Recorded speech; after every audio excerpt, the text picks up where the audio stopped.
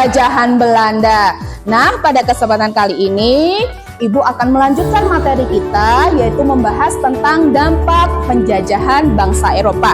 Di sini yang akan Ibu bahas yaitu dua bangsa, dampak dari penjajahan bangsa Belanda dan juga bangsa Portugis. Nah, sebelum kita masuk ke materi, untuk menambah semangat, kita main games dulu. Ya. Oke, coba silahkan sekarang kalian berdiri, berhadapan dengan temennya. Pernah tidak kalian main yang namanya games cam-cam-cam? Tahu? Ya, misalnya nanti akan ada lagu yang Ibu putar. Nanti kalian kalau sesuaikan dengan nadanya, cam-cam-cam. Kalau gini, berarti kalau kalian kesini kalah ya. Harusnya kalian berkebalikan. Kalau tangan teman kalian ke kiri, berarti kalian harus kepalanya ke kanan. Kalau ke bawah, berarti paham ya? Kayaknya pernah deh, pernah viral itu pada masanya. Oke, siap?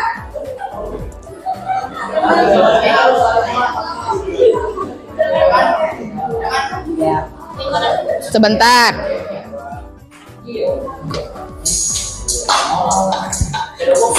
Yo, ayo Anda sama teman. Sip, terserah kamunya. Nah, harus berbeda, berlawanan arah. Ayo.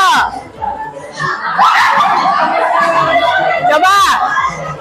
Boom. Gantian.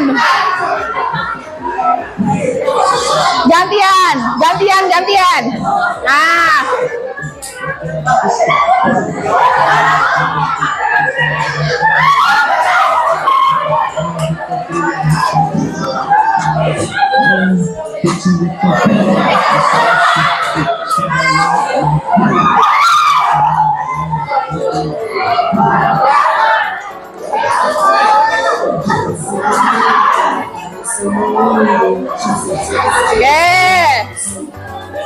Kayaknya udah cukup. Paham kan? Siapa yang kalah? Ada yang kalah? Berarti yang tadi masih kurang konsentrasi, dan kayaknya ada unsur-unsur itu juga ya. Konsentrasi.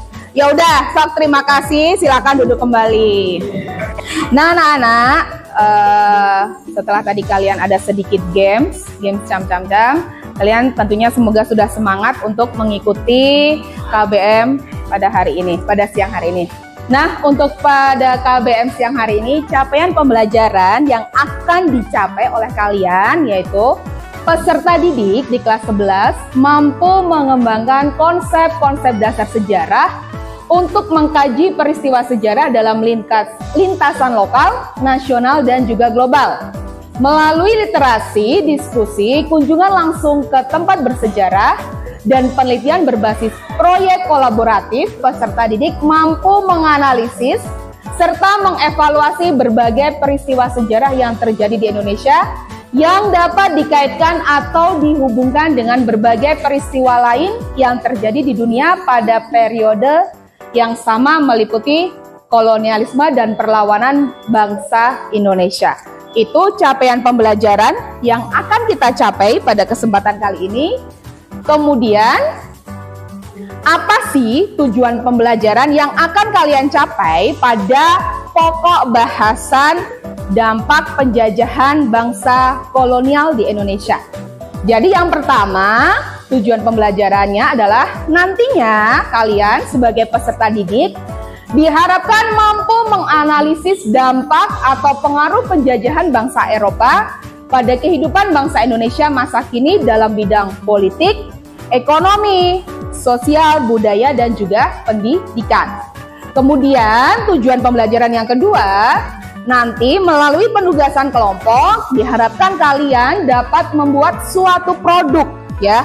Produk itu tentang apa? Yaitu tentang dampak atau pengaruh penjajahan bangsa Eropa di kelima bidang tadi, politik, ekonomi, sosial, budaya, dan juga pendidikan.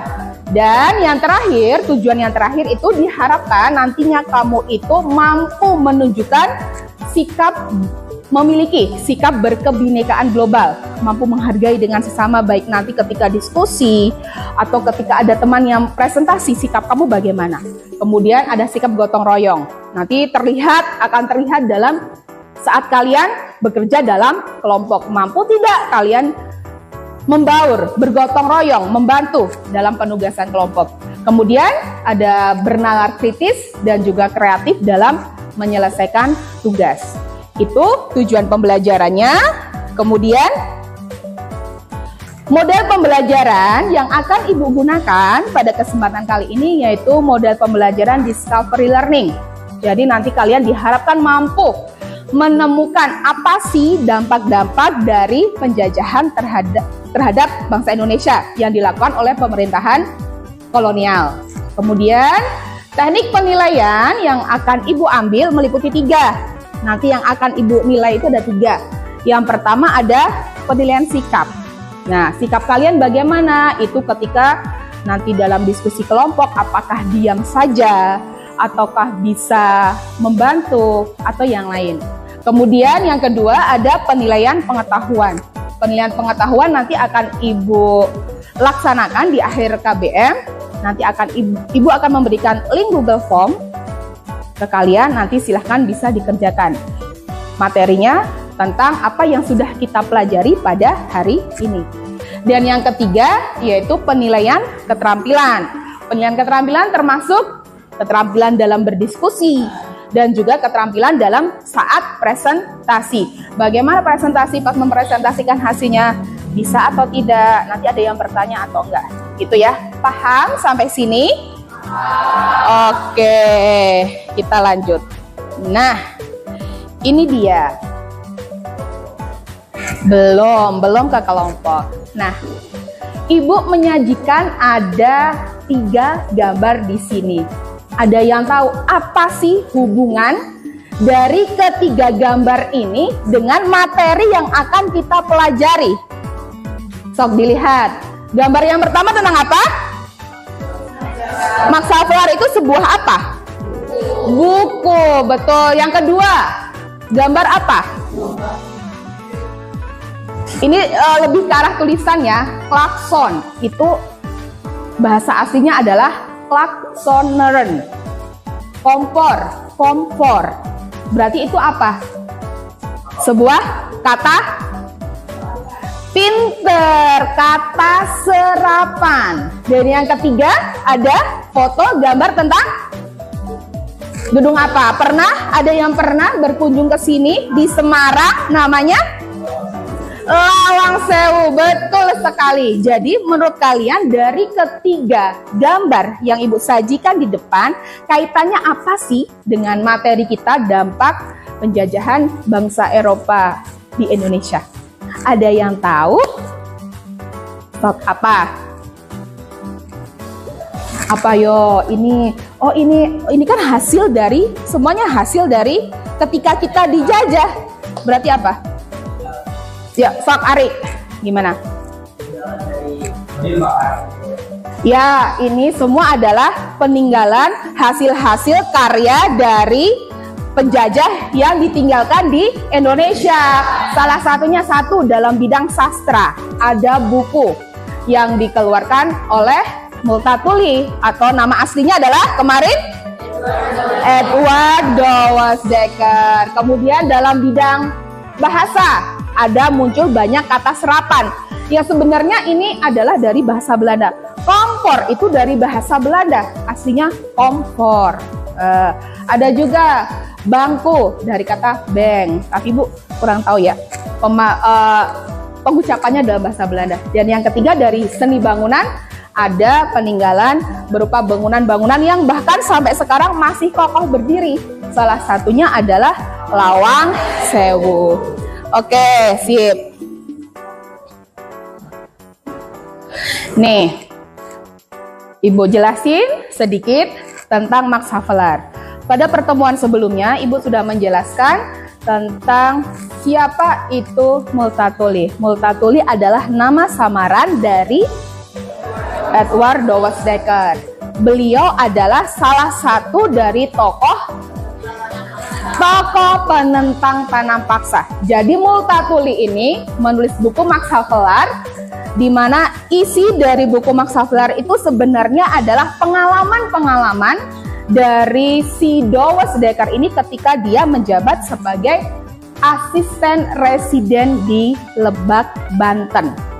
Nah, ketika dia menjabat sebagai asisten residen itu adalah pejabat tertinggi dalam pemerintah Hindia Belanda. Ketika dia menjabat, dia melihat banyak sekali kesewenang-wenangan yang dilakukan oleh pemerintah Hindia Belanda ke Indonesia. Terlebih lagi pada saat terjadinya tanam paksa.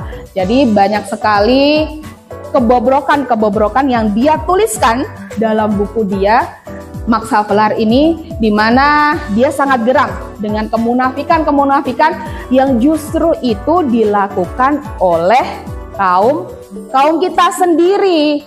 Jelas kalau kaum Belanda jelas ya. Ternyata kebobrokan juga ada kan?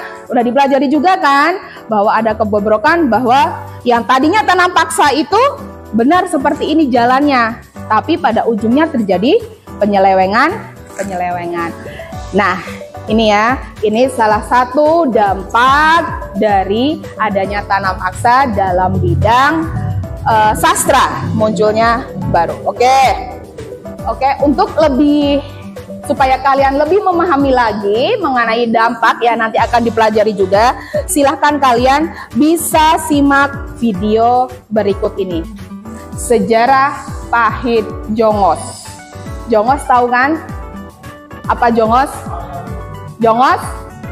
Masa nggak pernah dengar Jongos? Pembantu. Ini kalau dalam bahasa kita itu kasar ya. Jongos, babu, pembantu. Nah, ini sudah ada sejak zaman dulu. Sebenarnya jongos itu berasal dari bahasa Belanda. Jongen. Nah, jongen ini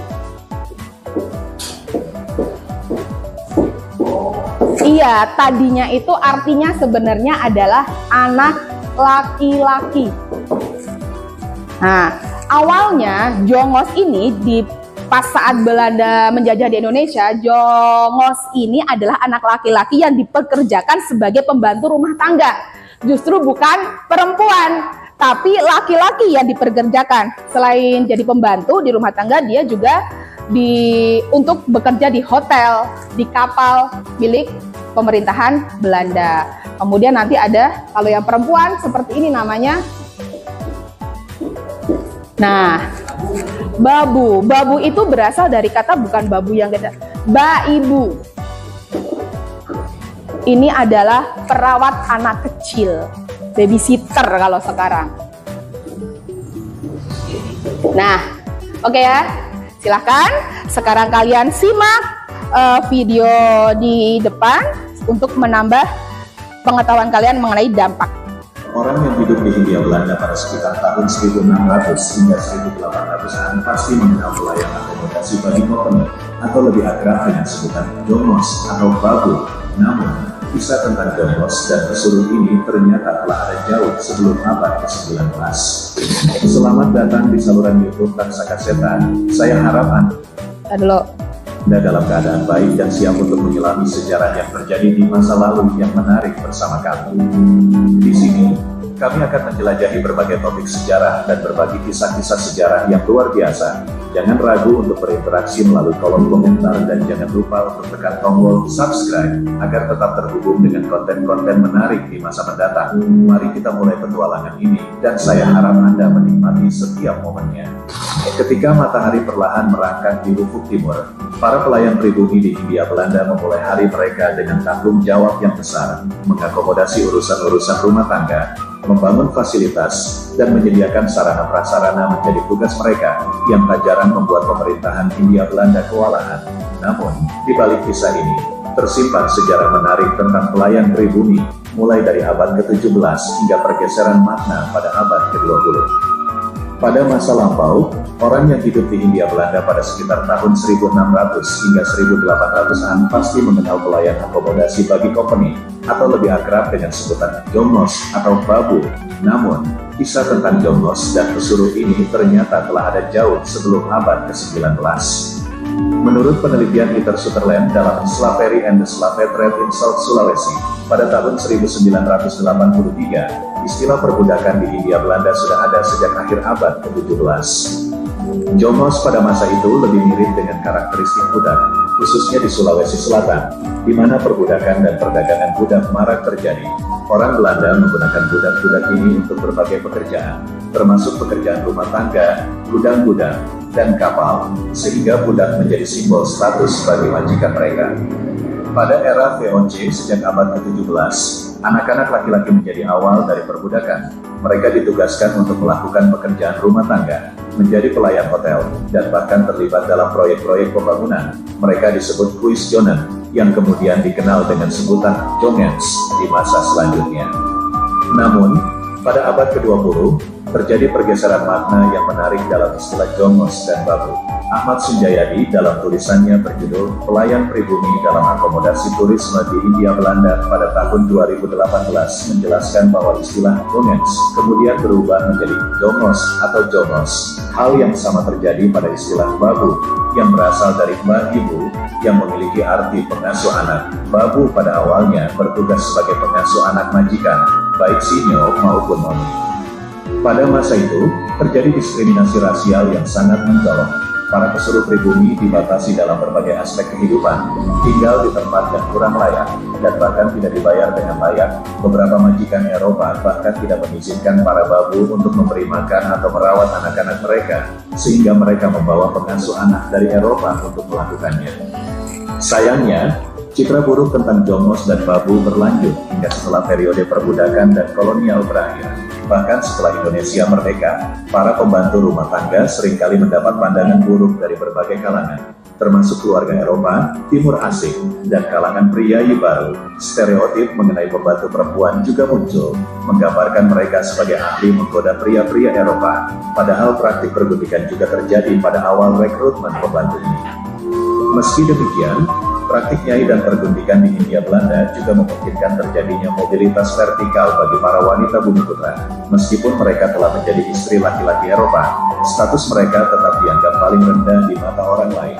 Mereka harus menghabiskan waktu yang panjang untuk mengurus rumah tangga, membantu para pembantu rumah tangga, dan memenuhi hasrat dan nafsu majikan mereka. Selain itu, praktek kekerasan masih juga sering didengar kala itu. Ada salah satu kisah yang sebegitu kejam, di mana seorang nyonya merasa terganggu oleh kelakuan genit seorang babu perempuannya dengan seorang jongos pria. Marah tak terkendali, sang nyonya menyiksanya dengan cara yang sadis. Babu tersebut dipaksa masuk ke dalam martapane, sebuah wadah air tanah liat yang kecil di bagian mulutnya, besar di bagian tengah, dan mengecil di bagian dasar. Air mendidih dituangkan sedikit demi sedikit hingga wadah tersebut penuh dan si babu meninggal tragis dalam air panas. Hanya ketika ide-ide pencerahan mulai menyebar pada abad ke-18, ada sedikit perbaikan dalam kondisi perbudakan. Meski penyiksaan masih terjadi, paling tidak terjadi melalui jalur hukum. Majikan yang melaporkan perilaku buruk pembantunya atau budak akan menyebabkan hukuman bagi mereka. Namun, hukuman ini seringkali tak berat sehingga masih mengabaikan derita dan penderitaan yang dirasakan para babu dan budak. Sayangnya, meskipun kondisi sosial bergeser, bukti-bukti akan perlakuan buruk terhadap pembantu terus bermunculan, terutama pada abad ke-20. Salah satu kisah yang mengguncangkan adalah kisah Tina, seorang babu berusia 10 tahun yang dibawa oleh majikannya ke Belanda. Di sana, dia dipaksa untuk melayani majikannya 24 jam sehari tanpa istirahat, sambil diperlakukan secara kasar dan pelit. Perilaku buruk majikan Eropa yang penuh kebencian, asusila, dan rasis menghadirkan bayang-bayang gelap di atas kemanusiaan kita. Kita harus belajar dari sejarah ini dan menjadikannya pengingat betapa pentingnya memperlakukan setiap manusia dengan penuh penghargaan dan empati. Semoga suatu hari nanti, semua orang dapat hidup dalam harmoni tanpa takut akan perlakuan kejam dan menyakitkan dari sesama manusia. Jika dulu penyiksaan terhadap pembantu rumah tangga, babu, hanya cerita kisah kelam dari masa lalu, sayangnya, kenyataannya tak semudah itu. Meskipun kita berada di era modern, kisah-kisah mengerikan ini masih terus terjadi di balik dinding-dinding rumah majikan yang tak terlihat. Peristiwa tragis ini telah menyulut perdebatan sejak era kolonial. Tak perlu jauh-jauh mencari referensi. Catatan perjalanan dari penjelajah Jean-Baptiste Tavernier yang dihimpun oleh Bernard Dorlins dalam Orang Indonesia dan Orang Prancis mencatat kasus penyiksaan yang sering dilakukan oleh para majikan Eropa terhadap babu dan jongos. Babu dan jongos, meskipun bertugas sebagai pengurus rumah tangga dan keperluan sipil, sayangnya status mereka hanyalah budak. Pada masa itu, konsep tenaga kerja bebas hanyalah ilusi. Susan Blackburn dalam Jakarta, Sejarah 400 Tahun, menegaskan bahwa pemilik budak sering menyewakan mereka kepada pihak lain. Ini hanya menggambarkan betapa mengerikannya kondisi sosial saat itu, di mana kemanusiaan para pembantu sering kali diabaikan. Salah satu catatan Tavernier yang menorehkan kesan mendalam adalah tentang seorang mayor di Batavia yang telah menghancurkan hidup seorang babu secara mengerikan. Cerita ini dimulai dari rasa cemburu yang tak beralasan karena si babu tersenyum ketika memberikan mantel pada tuannya. Sang nyonya, tanpa ampun, menyeret babu tersebut dan menyiksanya hingga nyawanya melayang. Ini, ketika air ledeng, gas, dan listrik telah masuk ke rumah tangga di Hindia Belanda dan teknologi berkembang pesat, jumlah jongos dan babu semakin menurun. Namun, cerita tentang pelayan pribumi ini tidak boleh terlupakan. Mereka adalah bagian penting dari sejarah Hindia Belanda, menghadirkan cerita unik tentang kehidupan pada masa lalu. Semoga, dengan mengenang peran mereka, kita dapat lebih menghargai dan menghormati pekerjaan dan perjuangan mereka dalam membentuk peradaban yang kita nikmati saat ini. Terima kasih. Nah, oke, sudah disimak kan? Oke, kira-kira pelajaran apa yang dapat kalian ambil dari video yang sudah kalian tonton tadi? Yuk, siapa yang bisa acungkan jari? Kira-kira apa? Ayo, apa dikaitkan? Bisa dikaitkan dengan dampaknya. Apa saja sih tadi itu? Sok ayo. Dari sikap mungkin. Ayo, dari sikap penjajahan bagaimana terhadap jongos tadi? Kan itu bisa diambil dari video tadi. Ayo, siapa ini? Masa nggak ada? Ayo, sok coba. Kayaknya udah ada yang mau ini. Ayo, ya coba Arik. Oh ya, sok. Siapa dulu Neng? Namanya? Ya, sok Mary. Kira-kira apa sih tadi? Dari video tadi kamu mendapatkan pelajaran apa atau apa yang bisa kamu ambil dari video tadi? Sok.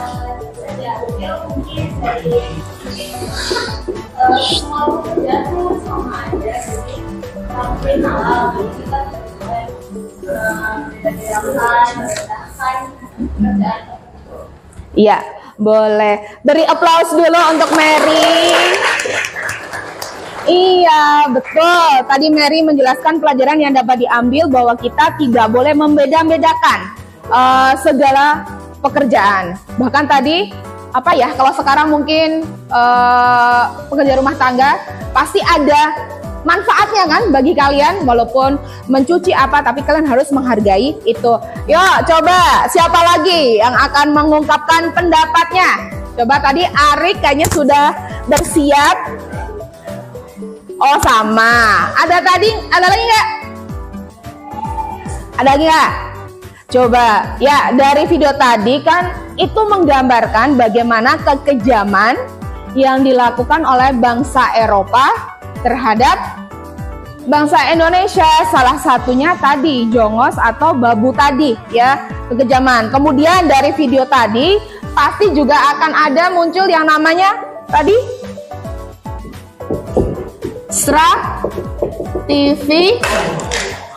stratifikasi sosial, ya kan? Bahwa bangsa Belanda itu menganggap bahwa kaum babu, kaum jongos itu berada di bagian paling rendah. Walaupun tadi diceritakan di situ ada yang dinikahi juga oleh bangsa Belanda, tapi tetap walaupun sudah dinikahi itu tidak akan mengubah status mereka. Mereka tetap ada pada bagian status paling bawah, paling rendah, paling hina. Nah, itu tadi pelajaran yang dapat kita ambil dari video berikut. Oke ya. Oke anak-anak, sekiranya itu tadi dari video, dari apa yang sudah Ibu sampaikan, kalian semoga kalian sedikit-sedikit dapat menangkap, oh ini ya dampak dari penjajahan bangsa Eropa di Indonesia. Ya, jadi sekarang terkait dengan penugasan, Ibu akan menugaskan kalian. Nanti kalian akan Ibu bagi kelompok sesuai dengan hasil tes kemarin, sesuai gaya belajar kalian. Nanti akan ada 5 kelompok, tapi Ibu bagi sesuai dengan gaya belajar. Ada yang visual, ada yang auditori, dan ada yang kinestetik, ya.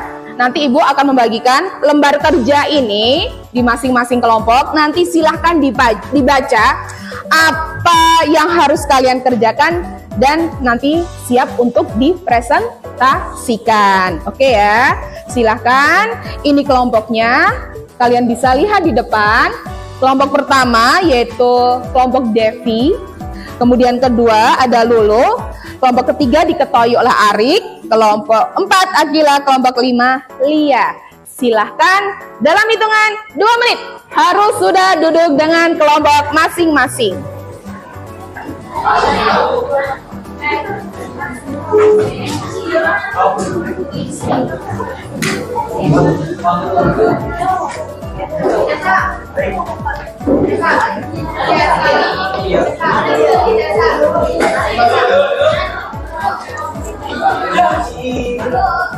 Yo, cari tempat yang sekiranya nyaman, jangan terpusat di satu arah bangku.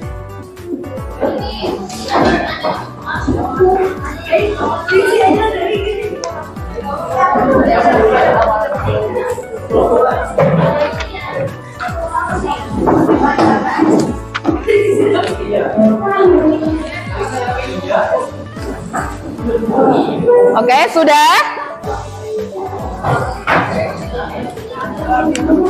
Oke, sudah. Kelompok 1 dengan Devi sebagai ketua di sebelah mana, Devi? Oke, di lembar kerjanya. Kelompok 2 dengan Lulu. Mana Lulu? Sini Lulu.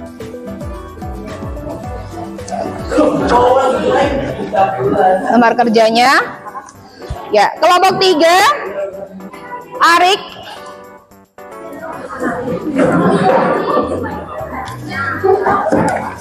Nih, lembar kerjanya. Kelompok 4 siapa? Akila.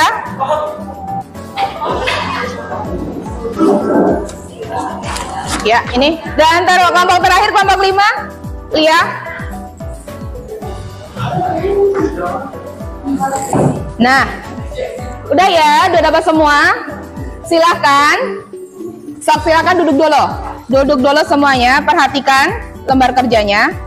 Jadi, masing-masing kelompok sudah mendapatkan lembar kerja dengan penugasan yang berbeda sesuai dengan gaya belajar dari kelompok kalian.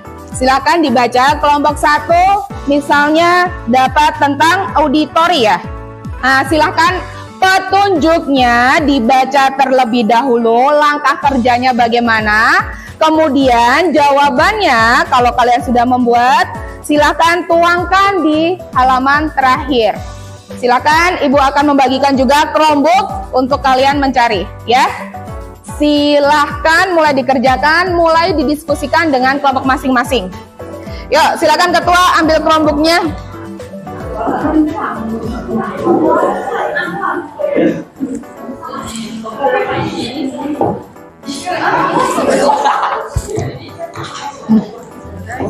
Ya, kan? Nah, udah. Sok wali kamunya mencari dulu dampak dalam bidang pendidikan itu apa saja. Dari situ nanti kamu coba bikinlah bagaimana ya caranya biar materi ini masuk tapi dalam bentuk lagu. Ya, bisa ya. Oke, dampak dalam bidang pendidikan. Nanti kalau sudah silahkan dibuat di sini. Iya, tulis aja. Musiknya bebas, terserah, pokoknya mencakup dalam bidang pendidikan. Ya, bisa ya. Nyanyiin nantinya. Iya, di depan. Yuk, sok, lanjutkan. Oke, poster. Gampang ya kalau poster. Nanti bisa pakai aplikasi yang apapun kamu bisa, misalnya Canva, nanti cari template-nya poster. Kalau mau gampang kamu nyari gambar dulu itu, nanti ketika presentasi ceritakan poster ini menggambarkan tentang apa, dampak dari bidang sosial ini gitu ya. Siap. Oke. Kelompok ini mendapatkan tugas yaitu yang terkait dengan bidang politik dari oke, ini membuat mind map. Berarti gampang ya, mind map akan membuat dengan menggunakan aplikasi apa? Pakai Canva. Jadi kalian tinggal mencari apa dampak dari bidang politik dalam penjajahan itu, kemudian terapkan di Canva. Bisa ya? Bisa. Oke, siap sok Neng. Oke ya, kelompok Akila ini akan dampak penjajahan dalam bidang budaya. Kan banyak sekali kan dalam bidang budaya. Tadi contohnya apa? Misalnya apa? Yang apa? Oh, itu bisa. Nah, misalnya kamu ambil satu topik dari ini. Oh, aku mau mengangkat tema ini. Jadi, kamu membuat simulasi peran. Nah, misalnya Syahrul nanti berperan sebagai apa? Itu kata-katanya singkat aja, simulasi peran, tapi singkat aja, tidak usah yang terlalu mendetail ya. Tentukan dulu temanya, kemudian udah langsung dibikin percakapannya. Kalau mau itu cari dulu dampak dalam bidang budaya, biar kamu mendapatkan tema-tema yang lain. Ya, oke, siap ya, bisa ya. Oke, kelompok puisi. Oke, dampak penjajahan dalam bidang ekonomi. Apa saja coba dampak penjajahan dalam bidang ekonomi, ada apa saja? Ada munculnya apa saja? Adanya yang gampang aja, tanam paksa. Tanam paksa itu merupakan salah satu dampak penjajahan dalam bidang ekonomi. Udah, gampang banget kan? Misalnya kamu bikin puisi tentang tanam paksa, tentang kekejaman tanam paksa. Kan udah bagus banget. Bisa ya? Nanti kalau udah tulis di sini, siap untuk dipresentasikan. Oke, selamat bekerja.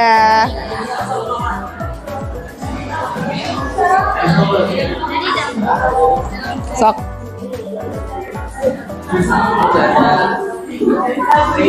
Ya. Oke, sip.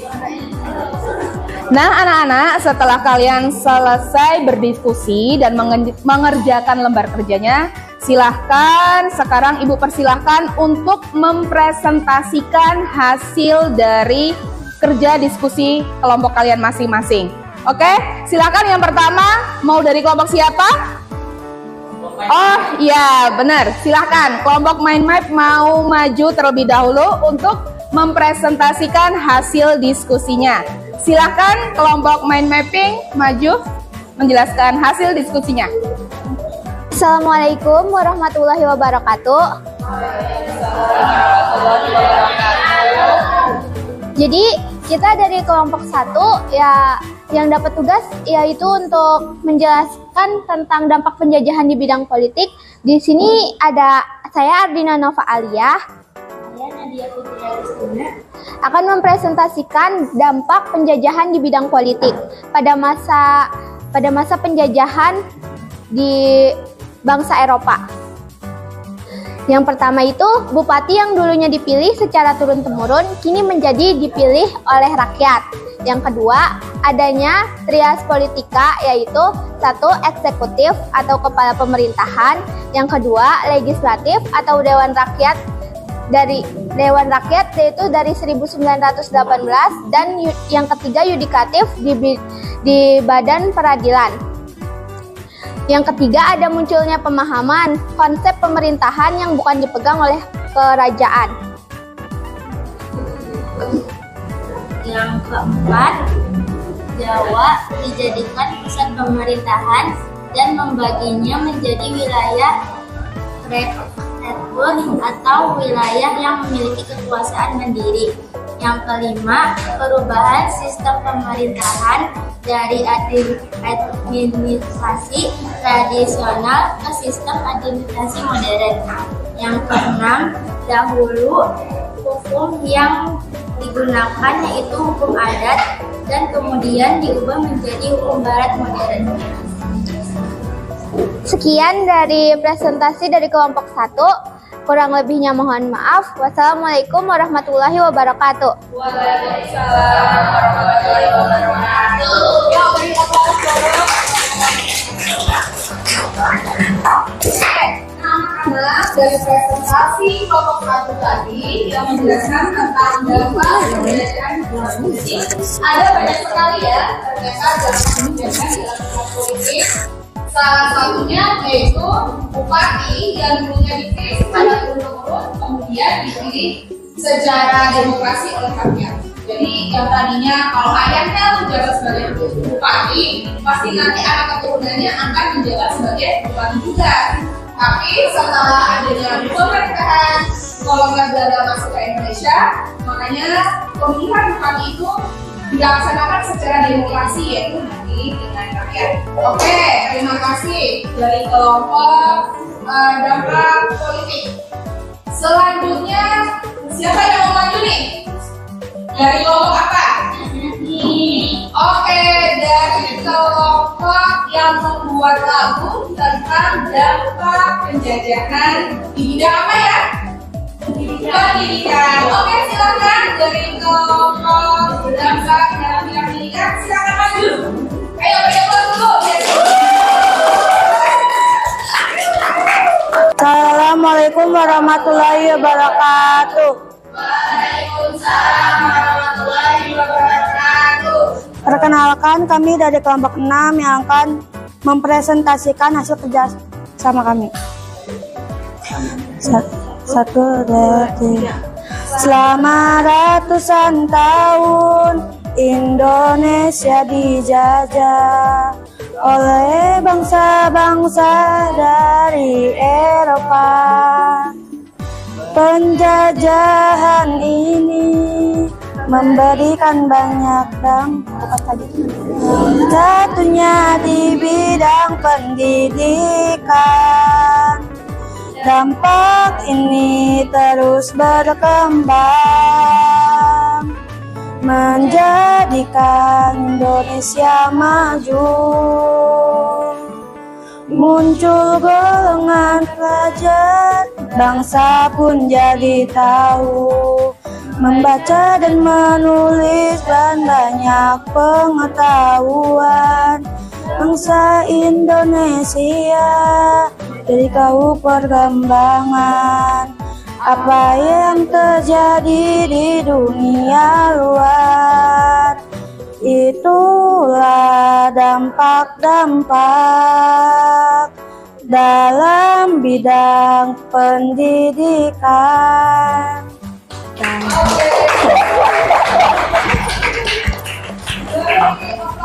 Untuk kelompok yang telah membuat lagu yang sangat bagus sekali tentang bidang pendidikan. Terima kasih, silakan ikut dulu, kemudian kembali ke tempat duduknya. Mungkin cukup sekian dari kami. Wassalamualaikum warahmatullahi wabarakatuh.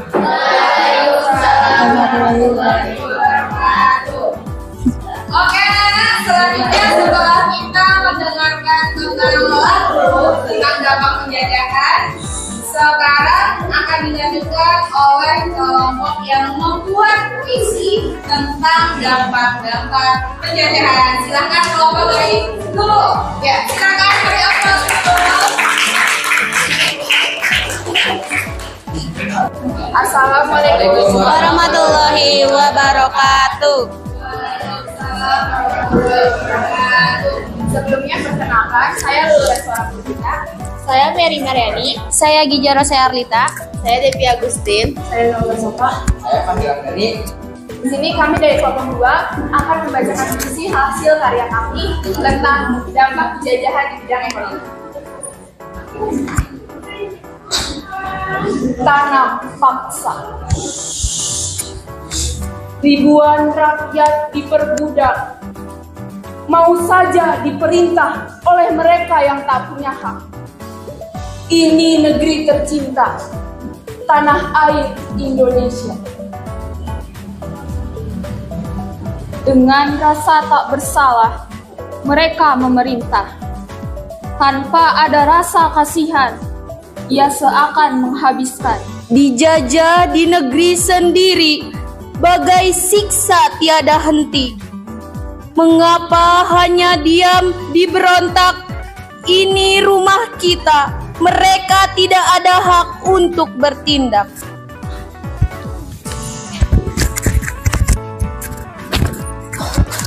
Hasil alam Indonesia milik kita, milik bersama. Bukan hak mereka untuk menyentuh. Mereka hanyalah tamu yang rusuh. Di mana masa itu kelaparan seakan membunuh, para petani tak digaji, hasil dihabisi sendiri. Kini itu telah menjadi sejarah. Sejarah yang takkan terlupakan oleh kita semua dan generasi selanjutnya.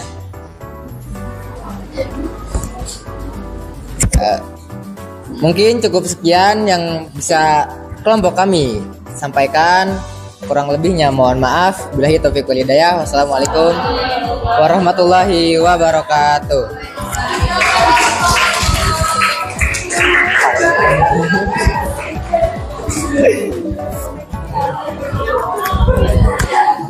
Oke, terima kasih dari kelompok puisi yang sudah menampilkan dengan sangat bagus sekali puisinya ada dari kelompoknya dulu.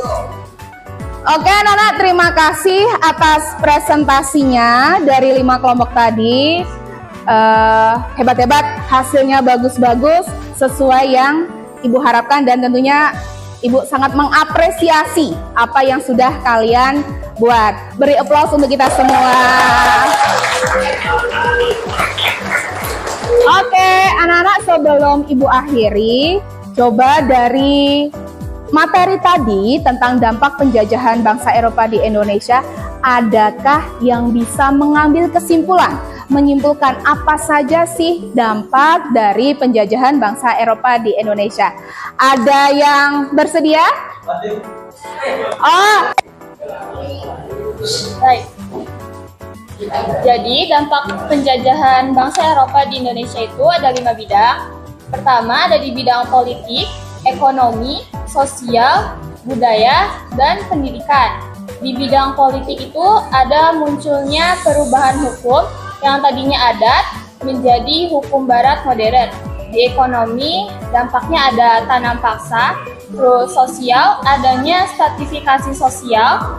Budaya, adanya peninggalan bangsa Indonesia di Indonesia. Terus yang terakhir di bidang pendidikan itu munculnya kaum-kaum terpelajar. Sekian dari saya.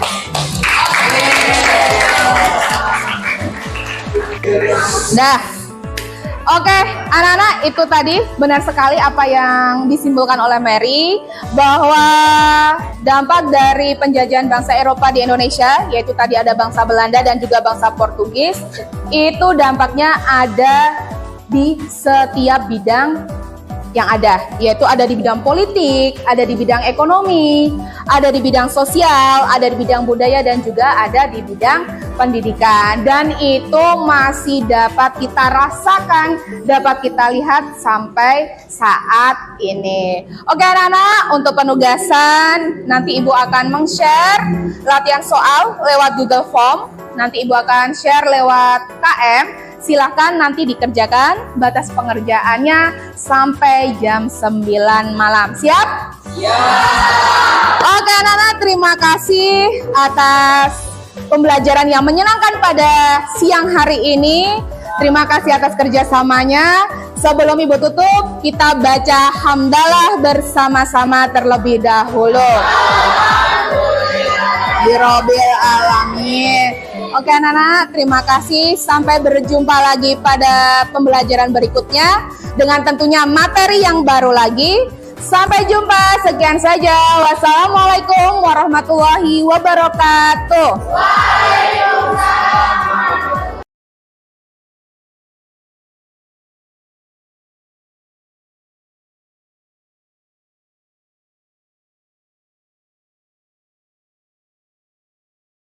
Assalamualaikum warahmatullahi wabarakatuh. Perkenalkan, nama saya Mariawati, rekan sejawat dari Bu Yulen.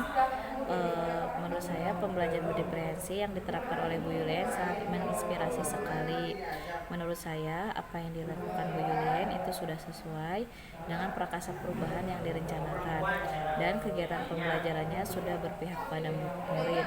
Semangat selalu Bu Yulen. Wassalamualaikum warahmatullahi wabarakatuh. Saya Vanessa Putri Lestari dari kelas 11-6. Terima kasih Bu Yulian telah dengan pembelajaran berdiferensiasi saya menjadi lebih mudah memahami materi sejarah karena saya dapat belajar sesuai dengan gaya belajar yang saya minati, yaitu gaya belajar auditori. Wassalamualaikum. Wassalamualaikum warahmatullahi wabarakatuh.